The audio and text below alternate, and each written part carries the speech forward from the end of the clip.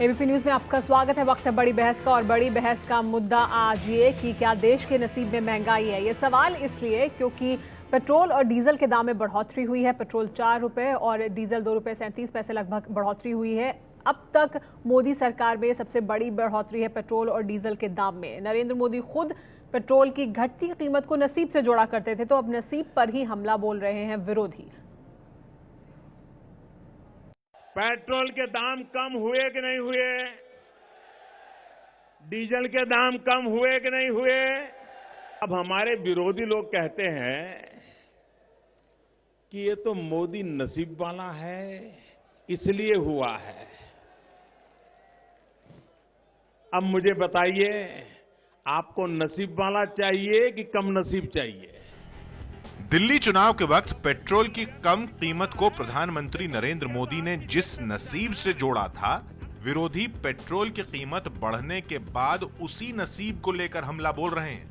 RJD प्रमुख लालू यादव ने Twitter पर लिखा, भूकंप से भी ज्यादा झटका दिया मोदी सरकार ने।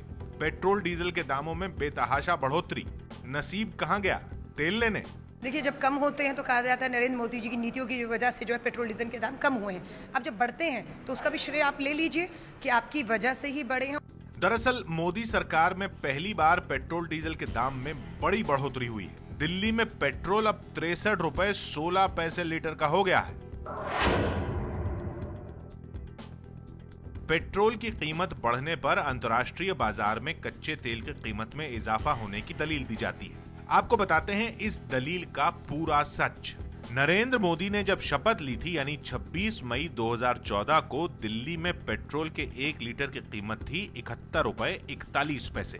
लेकिन तब कच्चा तेल $105.71 प्रति बैरल का था।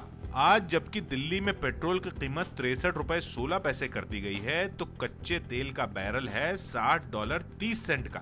यानी पेट्रोल के भाव सिर्फ 8 रुपए कम हुए हैं, जबकि कच्चा तेल अब भी $43 सस्ता है।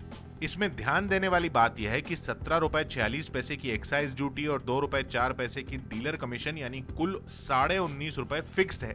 ये 19.5 रुपए अलग करके अगर उस वक्त के भाव को जैसा कच्चा तेल गिरा है वैसे ही घटाएं और एक्साइज और डीलर कमीशन की फिक्स्ड कॉस्ट को जोड़ें, तो उस हिसाब से अगर कच्चे तेल के हिसाब से पेट्रोल का भाव गिरता तो आज दिल्ली में 1 लीटर पेट्रोल 50 रुपए 46 पैसे का होना चाहिए था। आज भी इंटरनेशनल मार्केट के अंदर क्रूड ऑयल की कीमत 40% कम है यूपीए की सरकार के ज़माने के वक्त जो कीमत थी। इस तरह कीमत बढ़ाना दुर्भाग्यपूर्ण है। इसमें एक और पेच है। जब पेट्रोल की कीमतें कम हो रही थीं, तब सरकार ने कई बार एक्साइज ड्यूटी बढ़ा दी। तब दलील दी गई कि अगर बाजार में दाम बढ़े तो उसे संभाला जाएगा। तो बड़ा सवाल यह है कि क्या मोदी सरकार अब एक्साइज ड्यूटी घटाकर पेट्रोल के दाम घटाएगी और जनता के अच्छे दिन बनाएगी? और कुछ अहम सवाल भी हैं इस मुद्दे से जुड़े हुए जो हम अपने दर्शकों के सामने रखना चाहेंगे, जिनके जवाब हम तलाशने की कोशिश करेंगे इस चर्चा के दौरान। बड़ा सवाल ये कि क्या अब देश के नसीब में महंगाई ही है? इसके अलावा एक और बड़ा सवाल ये कि कच्चे तेल के हिसाब से पेट्रोल के दाम क्यों नहीं घटे हैं? अगर कच्चे तेल के दाम घट रहे हैं, उसी तुलना में पेट्रोल के दाम क्यों नहीं घटे हैं? और इसके अलावा एक और बड़ा सवाल ये कि क्या आम आदमी के लिए अच्छे दिन नहीं आएंगे? इस पर बात करने के लिए हमारे साथ तमाम मेहमान मौजूद हैं। सबसे पहले बीजेपी से हमारे साथ संबित पात्रा मौजूद हैं। उन्हीं से हम इस चर्चा की शुरुआत करेंगे। संबित, मेरा सवाल आपसे ये कि क्या अब देश के नसीब में महंगाई है? क्योंकि नसीब अच्छा था तो पेट्रोल के दाम कम हो रहे थे, अब पेट्रोल के दाम बढ़ रहे हैं, तो नसीब में क्या महंगाई है? बिल्कुल नहीं। देश के नसीब में अच्छे दिन ही हैं, क्योंकि आंकड़े भी यही बता रहे हैं। आप चाहे होलसेल प्राइस इंडेक्स को देख लीजिए, जो कि 2015 मार्च के महीने में नेगेटिव -2.33 था, जो आप कंपेयर कर लीजिए पिछले साल अर्थात 2014 मार्च के महीने में जब यूपीए की सरकार थी, तब वो 6% था। रिटेल प्राइस इंडेक्स देख लीजिए, मार्च के बारे में बताइए 2015 में ये 5.17 है, जबकि मार्च 2014 में 8.25 है। तो WPI में पेट्रोल के प्राइस भी आते हैं। नहीं, आपने महंगाई पूछा था, मैं महंगाई के विषय में बता रहा था। मेरा सवाल ये है कि पेट्रोल के बारे में बता दूं कि अभी जी बोलिए।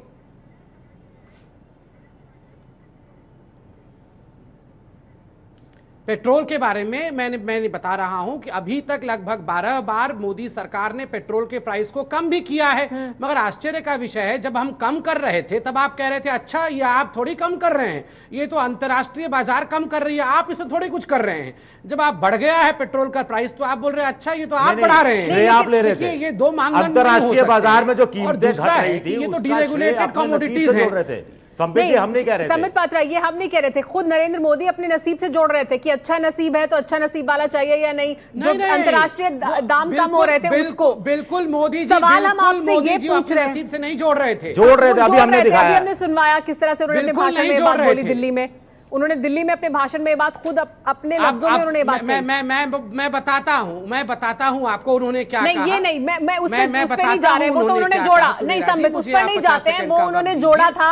आप इसका जवाब दीजिए। नहीं आप इसका जवाब दीजिए, आप इसका जवाब दीजिए कि जो जिस तुलना में कम हुआ पेट्रोल का दाम, कच्चे तेल का दाम, उतना फायदा आम आदमी को क्यों नहीं पहुंच रहा?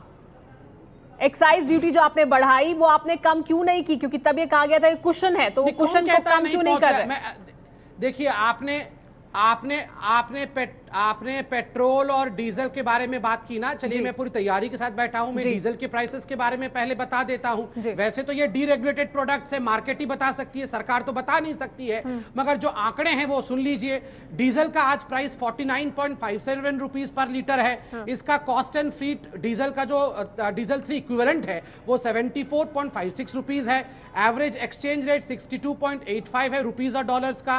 रिफाइनरी ट्रांसफर प्राइस आरटीपी 30.03 है। प्राइस चेंज टू डीलर यही तर्क कांग्रेस देती थी उस समय है। एडिशनल एक्साइज ड्यूटी 10.26 रुपीज है। मैं आपको बताऊं आंकड़े, कांग्रेस ने कभी कागज नहीं पढ़ा है। ठीक है, चलिए नरेंद्र तनेजा तो यही रहती थी। ठीक है, होता है ये तमाम 47 रुपीज, कुल मिला के 47.57 है, जो है प्राइस वही प्राइस है। अच्छा ठीक है, इस पर नरेंद्र तनेजा जी से बात कर लेते हैं। नरेंद्र तनेजा जी, आंकड़े हमारे पास भी हैं, सब हमने अपने पैकेज में भी दिखाए, लेकिन नरेंद्र तनेजा जी एक्सपर्ट है, वो बताएंगे कि जिस तुलना में कच्चे तेल के दाम कम हुए हैं, क्या उस तुलना में आम आदमी को फायदा मिल रहा है? देखिए, अगर आज की तारीख आप बात कर रही हैं, क्योंकि पिछले दिनों हमने देखा कि तेल की कीमत, कच्चे तेल की लगभग 20 से 22% बढ़ी है। अगर अमेरिका को इंक्लूड कर रहे हैं तो 25% ये कीमतें बढ़ी हैं पिछले दिनों कच्चे तेल की, उसका वो रिफ्लेक्ट कर रहा है। दूसरी बात मैं ये कहना चाहूंगा कि यहाँ पे जिस दौर की आप बात कर रही हैं, जिस समय की कीमतें दरअसल बहुत कम हो गई थी, उस समय सरकार ने एक्साइज बढ़ाया था। उसके पीछे कुल मिलाकर के जो मेरी समझ में आता है कि जो पीछे सोच ये थी, अगर बहुत ज्यादा कीमत पेट्रोल और डीजल की आप कम कर देंगे क्योंकि अंतर्राष्ट्रीय बाजार में कम हुई है, तो उससे दोनों चीजों का, पेट्रोल का और डीजल का दुरुपयोग बढ़ेगा। और दुरुपयोग बढ़ेगा, उस दुरुपयोग से क्या होगा कि कीमतें बहुत कम जरूर होंगी, लेकिन जो हिसाब से वो सरकार की जिम्मेदारी होती है कि उपभोक्ता को इसलिए भी तैयार तो अब जब 4 रुपए बढ़ा रहे हैं तो जो एक्साइज ड्यूटी बढ़ाई थी उसे कम कर लेना चाहिए ना। कर रही थी, नहीं तो मॉडरेशन सरकार कर रही थी, तो 4 रुपए अब जब बढ़ा रही है तो तब जो एक्साइज ड्यूटी बढ़ाई थी उसे कम कर ले। मुझे लगता है कि अगर तेल की कीमत वापस $100 पहुंच जाएगी तो मुझे लगता है सरकार एक्साइज को कम करेगी और उसको मॉडरेट करेगी। ये ऐसा तरीका पूरी दुनिया में तमाम सरकारें इस चीज को लगाती हैं, एक्साइज को और टैक्सेस को नरेंद्र तनेजा जी के लिए। और आप हमारे शो पर ये बोल चुके हैं कि एक्साइज ड्यूटी सरकार क्यों नहीं कम कर रही ताकि आम आदमी को राहत मिले। आपने हमारे शो में इस तरह की बात की जहां पर आपने कहा कि एक्साइज ड्यूटी कम करनी चाहिए ताकि लोगों को राहत मिले। कांग्रेस की जब सरकार थी तब आपने ये कहा था। नहीं, बिल्कुल। आप देखिए, आप जो कह रहे हैं, मैं अभी भी कह रहा हूं उसी बात को, मैं बिल्कुल उस बात से बरकरार हूं कि जो कीमत एक्साइज को कम करना चाहिए जिससे राहत मिले, लेकिन मुझे लगता है अभी वो थ्रेशोल्ड नहीं पहुंचा है, अभी थोड़ा इंतजार करना पड़ेगा। कीमत अभी भी जो है वो 65 के आसपास चल रही है। मुझे लगता है कि अगर 70 क्रॉस करता है तो जो मैंने कहा था मैं उस बात को दोबारा दोहराऊंगा। जी हाँ, जयवीर शेलकर हमारे साथ मौजूद है कांग्रेस पार्टी से। जयवीर, आप सुन रहे हैं संबित पात्रा को, वो कह रहे हैं कि इसको यूज करना पड़ेगा। वो कह रहे हैं कि ऐसा कुछ नहीं है, हम तो जो है कीमत वही लोगों को दे रहे हैं।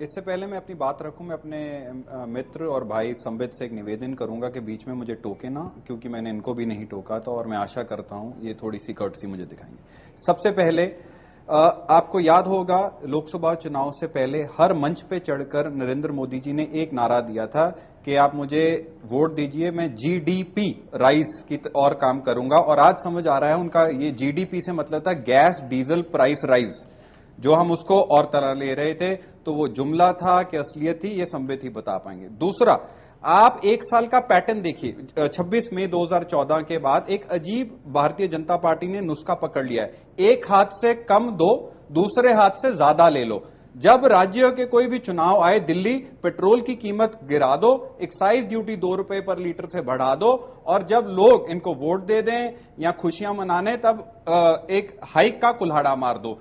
अब मेरे मित्र संबित बहुत आंकड़े गिना रहे थे, ये कैसा गणित है? मैं इनसे पूछना चाहता हूं कि जब अंतर्राष्ट्रीय स्तर पे प्राइसेस बढ़ती हैं उसका चोट हमें लग जाती है, जब कम होती है उसका फायदा नहीं होता। आप ये छोड़ दीजिए, डीरेगुलेशन हुई है, बैरल वर्ल्ड ओवर एक प्राइस पे है। रूस में 38 रुपए लीटर, पाकिस्तान में 49, भूटान में 55, इंडोनेशिया में 51 रुपए, इसी बैरल प्राइस पे। तो आज हिंदुस्तान को फायदा क्यों नहीं मिल रहा? तीसरा, मैं पूरे 2 बातें और रखूंगा, फिर आप खेल लीजिए। आपने बहुत अच्छी बात की एक्साइज ड्यूटी की। आंकड़े कहते हैं 30,000 करोड़ इकट्ठा हुआ है, जो 4 बार एक्साइज ड्यूटी हाइक हुई है, उसका फायदा नहीं मिला। डीजल प्राइस कम हुई, आते ही झटका मारा, 14% रेलवे प्राइस में हाइक हो गया डीजल प्राइस का। कस्टमर कंज्यूमर को, जो यात्री हैं, उनको कोई फायदा नहीं पहुंचा। और आप कह दिया हमने किराया बढ़ाया ही नहीं, 14% तो ऑलरेडी बढ़ा चुके थे। तो आज ये सब आंकड़े सुनाना इस बात का उत्तर दे दें कि रेशियो में, जब पहले भी एक्सचेंज रेट फ्लक्चुएशन भी ये फैक्टर इन कर दे, मैं इनको ये राहत देता हूं। जब बैरल प्राइस इसी के लगभग होती थी, तब पेट्रोल की प्राइस देख लीजिए भारतवर्ष में, और आज वो बैरल प्राइस क्या है, तब पेट्रोल कंपैरिजन कर लीजिए, तो दूध फायदा नहीं मिल रहा है। अगर कम हो रही है कीमत, तो जब बढ़ रही थी, अगर वो बढ़ावा और दाम में इसकी चोट देखिए, आज कृषि संकट है। जवाब देना चाहते हैं संबित इस पर? जी संबित।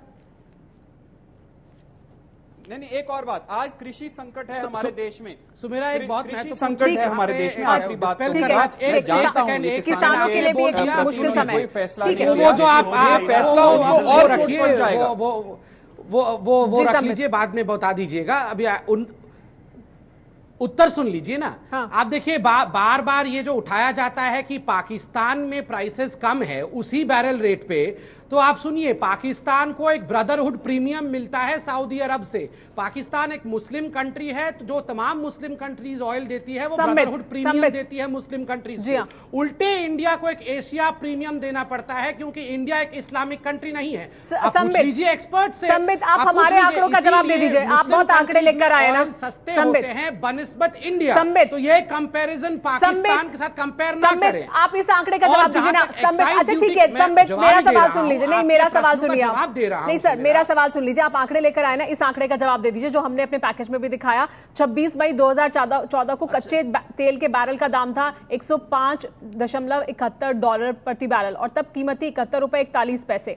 आज 1 मई 2015 को ये $60 है, $60.30 है, और अब जो कीमत है वो $63.16 है।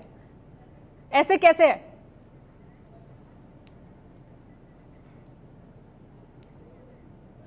देखिए सुमेरा जी, एक बात आप समझ लीजिए कि जो कच्चा तेल आता है, क्रूड ऑयल जिसको ब्रेंट ऑयल हम कहते हैं, वो सरसों का तेल नहीं है जी कि उसका प्राइस एवरेज के हिसाब से हम लगा लें।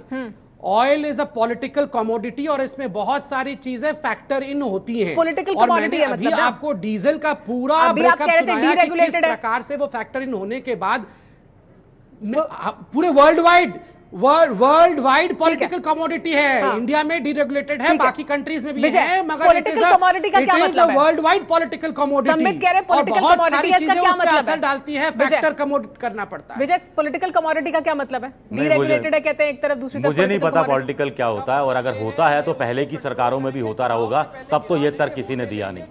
मोहम्मद सलीम साहब, अभी हमारी जो चर्चा हो रही थी पेट्रोल के दाम को लेकर, उस पर बीजेपी के जो प्रतिनिधि हमारे साथ मौजूद है संबित पात्रा, वो ये कह रहे हैं कि हम जितना अंतर्राष्ट्रीय बाजार में दाम है, हम कुछ ज्यादा नहीं लोगों पर बोझ डाल रहे हैं, जबकि जो आंकड़े हमारे पास हैं वो बताते हैं कि और फायदा लोगों को पहुंचाया जा सकता है, क्योंकि कम हुई है अंतर्राष्ट्रीय बाजार में तेल की कीमत। तो ये क्यों लोगों को इसका फायदा नहीं मिलता है? क्यों आम आदमी के लिए अच्छे दिन नहीं आ रहे?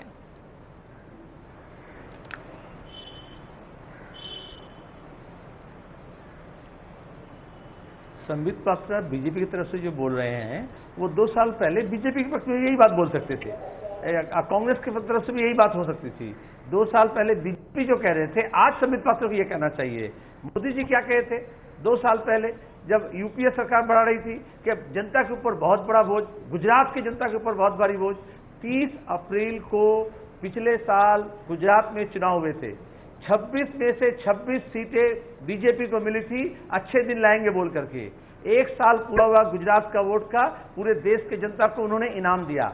और आज कहते हैं अंतर्राष्ट्रीय बाजार, जो आप जो सवाल कह रहे हैं बिल्कुल सही है कि अंतर्राष्ट्रीय बाजार में जो कीमत गिरा वो जनता को वो नहीं दिए, बल्कि वो टैक्स लगा करके वो पैसे को वो दोहन कर लिए।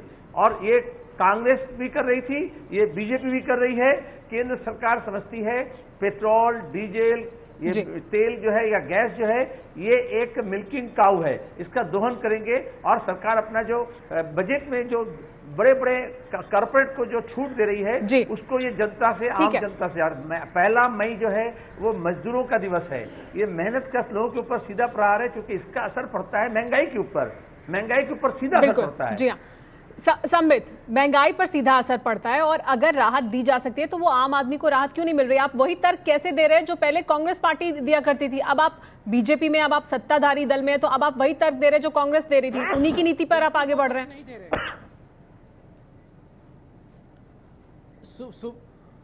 सुमीरा बिल्कुल वो तर्क नहीं दे रहे हैं। मैंने आपको अभी होलसेल प्राइस इंडेक्स और रिटेल प्राइस इंडेक्स दोनों बताया, और अगर सिर्फ तर्क दे रहे होते तो ये दोनों इस प्रकार से कम नहीं हो जाते, इन्फ्लेशन कंट्रोल में नहीं होता। और जहां तक एक्साइज ड्यूटी और टैक्सेशन की बात है सुमीरा जी, देखिए बड़े स्पष्ट रूप से सरकार ने कहा कि ये जो एक्साइज ड्यूटी ली जा रही है, इससे पहले की जो सरकार थी उन्होंने जिस प्रकार का पूरे बजट में फजिंग किया था, जगलरी की थी, ये जो फिस्कल डेफिसिट है 4.1% का, ये कैसे मेंटेन होता? ये जो सड़कें बननी है और ये जो रेलवे सेक्टर नेगेटिव में जा रहा है वो कैसे होगा? आप बताइए कहां से पैसे आएंगे? तो स्वाभाविक रूप से अगर थोड़ा सा एक्साइज अगर मैन्युफैक्चरिंग बहुत अच्छा कर रही है, अगर इंडस्ट्री बहुत अच्छा कर रही है, तो आपको एक्साइज ड्यूटी वहां से मिल जाएगी। क्यों आपको उम्मीद नहीं है कि वहां से आपको एक्साइज ड्यूटी मिलेगी? इस वजह से आप पेट्रोल से ले रहे हैं उस एक्साइज ड्यूटी को? क्यों? इंडस्ट्री रिवाइव करने वाली है, मैन्युफैक्चरिंग सेक्टर रिवाइव करने वाला है, तो वहां से आपको मिलेगा ये सब कुछ। एक्साइज ड्यूटी वहां से लीजिए, पेट्रोल से क्यों ले रहे हैं?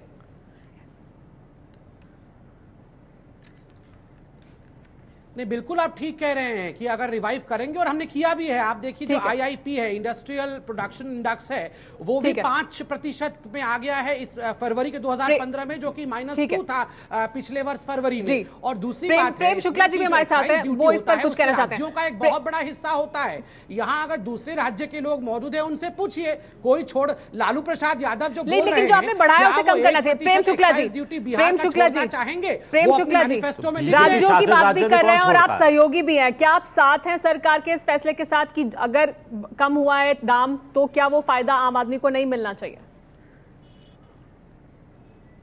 जी जी जी जी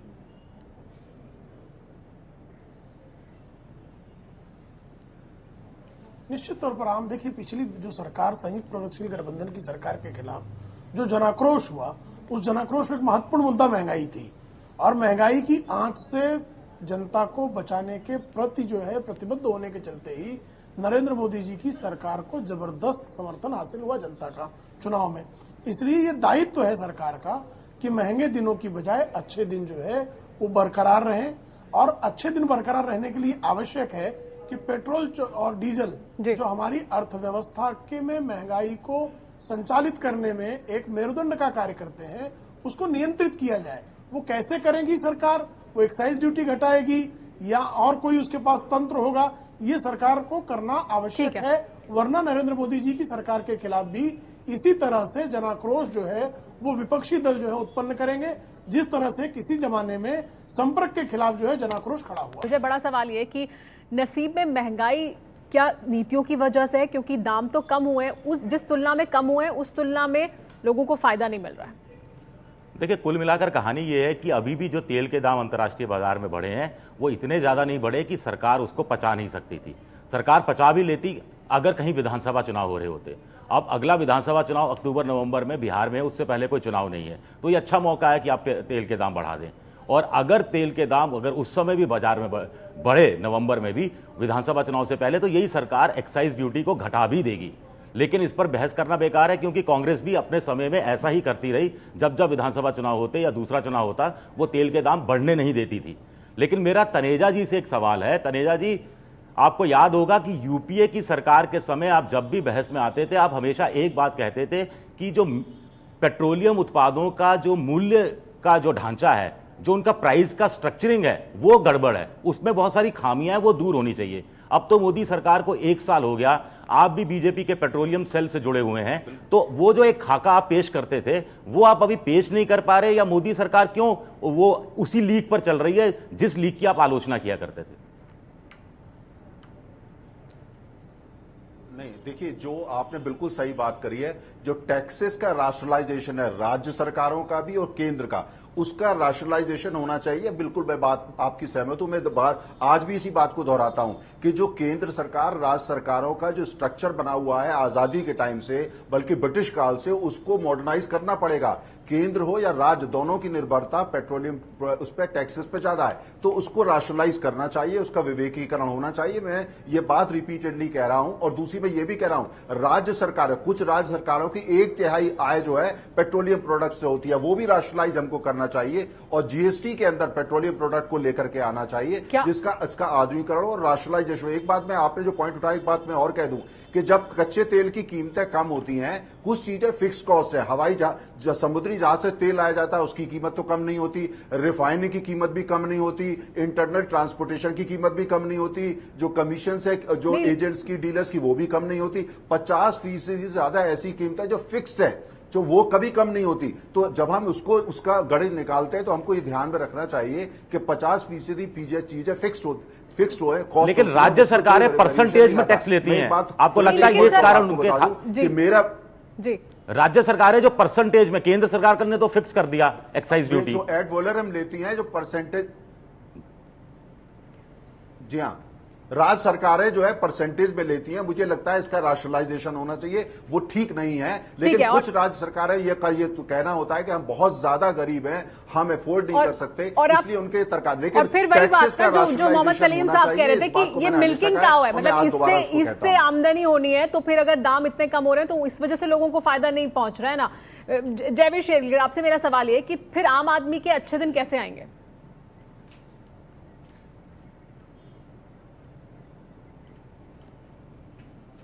देखिए, अच्छे दिन तो आए गए हैं। 15 लाख मिल गया है, गंगा मैया भी साफ हो गई है, सब्जियों की कीमतें भी गिर गई हैं। मैं अपने मित्र संबित को कहूंगा थोड़ा इस बात पे रोशनी डालें कि आज भिंडी का दाम क्या है, मई 1 से लेके आज तक।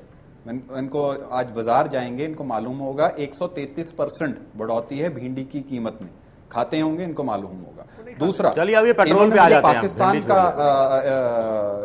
उदाहरण दिया कि वो मुस्लिम देशों को लेकिन जयवीर, बड़ा सवाल ये कि यही नहीं, मैं आ रहा हूं, मैं पेट्रोल पे ही आ रहा हूं। हाँ, रशिया, भूटान तो मुस्लिम थे, जो अब संबित दे रहे थे, उनसे तो आपको हाँ, इसी तर्क मैं एक चार्ट लेके आया हूं। हाँ, इसी तर्क जी। मान लीजिए कांग्रेस बहुत गलत थी, कांग्रेस ने फायदा नहीं पहुंचाया, मैं उस स्तर पे बहस कीजिए। 115 रुपए बैरल था, 74 रुपए प्राइस थी। अगस्त 2013 में भारतीय जनता पार्टी ने बहुत शोर मचाया। अगस्त 2014 में 100 रुपए बैरल हुआ, कीमत 75 रुपए हो गई। 1 रुपए की बढ़ोतरी हो गई, गिरा। तो कांग्रेस ने बहुत बुरा किया, बीजेपी ने उस बुरा को और बुरा कर दिया। इस आंकड़े को लेके चलिए। तीसरा, आज एक कृषि संकट चल रहा है। आप संबित बहुत आंकड़े लेके आए हैं आपके शो पे। मैंने शुरू में ही कहा, एक हाथ से छोड़ा दो, दूसरे हाथ से ज्यादा ले लो। आप ट्रांसपोर्टेशन और फ्रेट की बात कीजिए, देश में पेट्रोल ये सब कनेक्टेड है। यूरिया शॉर्टेज है, बहुत ज्यादा यूरिया शॉर्टेज है। नवंबर 2014 में यूरिया पे फ्रेट बढ़ा दी। आज ये जो कीमतें बढ़ी हैं, इसका किसान पे भी असर होगा।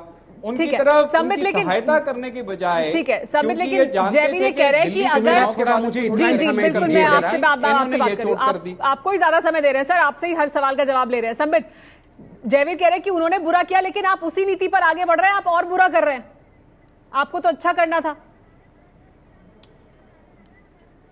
नहीं, मैं आपको देखिए, मैं तटस्थ मैं तटस्थ होकर जवाब देता हूं, मगर मुझे थोड़ा हंसी इसलिए आया था पहले क्योंकि आपने जयवीर जी से पूछा था, बताइए जयवीर जी अच्छे दिन कैसे आएंगे। अगर इनको पता होता अच्छे दिन कैसे आएंगे तो थोड़ी लूट मार की सरकार 10 साल तक चलाते। अच्छे दिन आए नहीं ना अभी भी। सुमेरा जी, जो बड़ा एक कमी रहा है हिंदुस्तान के पॉलिसी में, मैं बताऊं आपको, आ गए 15 लाख भी आ गया, अच्छे दिन आए हैं, आ रहे हैं, सुन तो लीजिए, पाकिस्तान भी चले गए, अच्छे दिन तो आए हुए हैं। जयवीर जवाब सुन लेते हैं।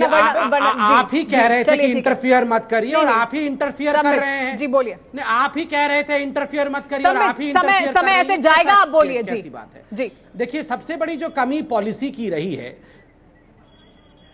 सबसे बड़ी कमी जो पॉलिसी की रही है कि आज कोई भी डेवलप्ड कंट्री पूरे वर्ल्ड में ऐसा नहीं है जो अपना 80% ईंधन जो है वो इंपोर्ट करता है। आखिर हम अपने पैर पे क्यों नहीं खड़े हो पाए? हम रिन्यूएबल एनर्जी के जो सोर्स को क्यों नहीं हार्नेस कर पाए? ये एक बहुत बड़ा सवाल उठता है। और आज इसी कारण से हम पेट्रोल और डीजल के कारण से महंगाई का मार बार बार खाते हैं, क्योंकि ये इंटरनेशनल मार्केट पे छोड़ा हुआ है। और मोदी सरकार ने जो सबसे बड़ा काम किया है, उन्होंने ये किया है कि 1,75,000 करोड़ रुपए का एक पॉलिसी रिन्यूएबल एनर्जी को जनरेट करने के लिए, हाइड्रो पावर को फिर से रिहार्नेस करने के लिए ये बढ़ाया है। और सुमेरा जी, ये रातों रात तो नहीं हो जाएंगी ना। ठीक है, आप कह रहे हैं कि आपने कदम बढ़ाया। ठीक है, चलिए इस पर बात को आगे बढ़ाते हैं। मोहम्मद सलीम साहब पूरा होगा। मोहम्मद सलीम साहब, दिन आ रहे हैं। संबित पात्रा जी पिछली सरकारों और उनकी नीतियों की बात कर रहे हैं। क्या सब कुछ उसी पर, सब कुछ उसी के लिए जिम्मेदार है? जो टैक्सेस का रैशनलाइजेशन है, 10 महीने में उन्होंने क्या क्या क्या वो कुछ कर सकते थे या नहीं? मोहम्मद सलीम साहब, बड़ा सवाल ये कि अब रिन्यूएबल एनर्जी की बात कर रहे हैं संबित पात्रा की, उस पर अहम कदम उठाया सरकार ने, बहुत अच्छा कदम उठाया है, लेकिन क्या अब इसी के सहारे पेट्रोल और डीजल के दाम क्या कम नहीं किए जा सकते? क्या कुछ और नहीं कर सकती सरकार कि आम आदमी को राहत मिले, या फिर सिर्फ नसीब के ही सहारे रहना है?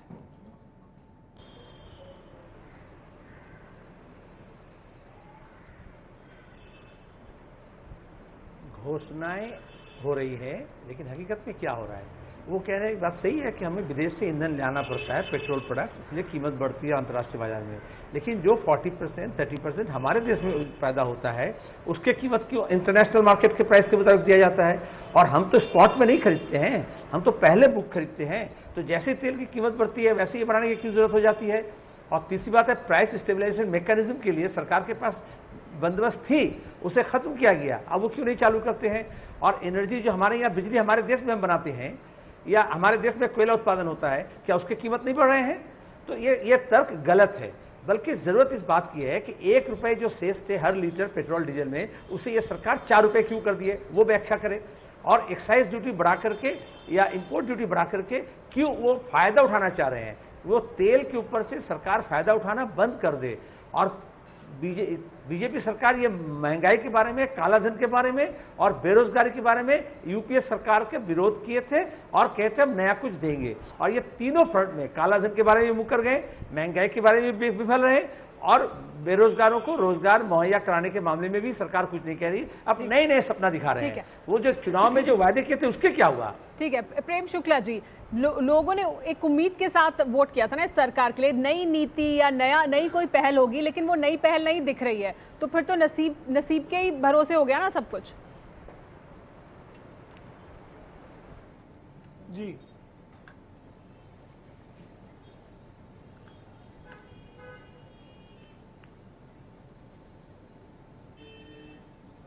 नहीं, नसीब के भरोसे रखने से काम नहीं चलेगा।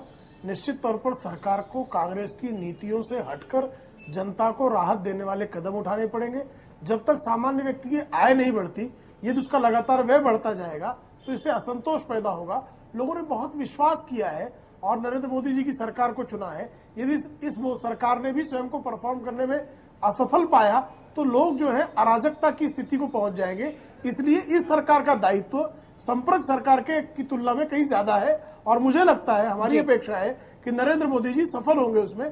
उनको इसकी दिशा में कदम उठाने की संबित, इस पर आखिर में प्रतिक्रिया देना चाहते हैं। संबित, क्या आपसे प्रेम शुक्ला भी उम्मीद लगाए बैठे हैं कि आप कुछ कदम उठाएंगे, सकारात्मक कदम? देखिए, मैं सुमेरा जी, अब बिल्कुल सब जी सभी ने इस सरकार से उम्मीद लगाया हुआ है, सभी चाहते हैं कि हम अच्छा काम करें और हम कर रहे हैं। सबसे बड़ा डिफरेंस आप देखिए कांग्रेस और हमारे में है कि एक नया आना भी हमने अपने जेब में नहीं डाला। इसी पेट्रोल को लेकर आपने देखा होगा वोल्कर कमेटी रिपोर्ट में किस प्रकार से खुद सोनिया गांधी जी का नाम पेट्रोल के करप्शन में आया था। आप बता दीजिए क्या एक 50 पैसा भी क्या मोदी जी के जेब में जाती है? एक्साइज ड्यूटी जनता के लिए रोड बनती है, जनता के लिए रोड बनती है, जनता के लिए रेलवे बनेगी, सरकार किस लिए काम करती है? इंफ्रास्ट्रक्चर जनता के लिए बनती है, ये करप्शन नहीं है। एक्साइज ड्यूटी जनता के लिए होता है। सोनिया जी की तरह और कांग्रेस की तरह वोल्कर कमेटी में हम करप्शन नहीं करते हैं। नहीं, लेकिन आप लोगों से जहां आप उन्हें फायदा दे सकते हैं 2 रुपए का, आप 2 रुपए का फायदा नहीं दे रहे ना, आप उनसे ले रहे हैं, आप उनसे ही लेकर सड़कें बनाने वाले हैं। ये भी लोगों को बताना चाहिए था। चलिए ठीक है, इस बहस में इतना ही समय। आप सभी मेहमानों का बहुत बहुत शुक्रिया हमारे साथ जुड़ने के लिए।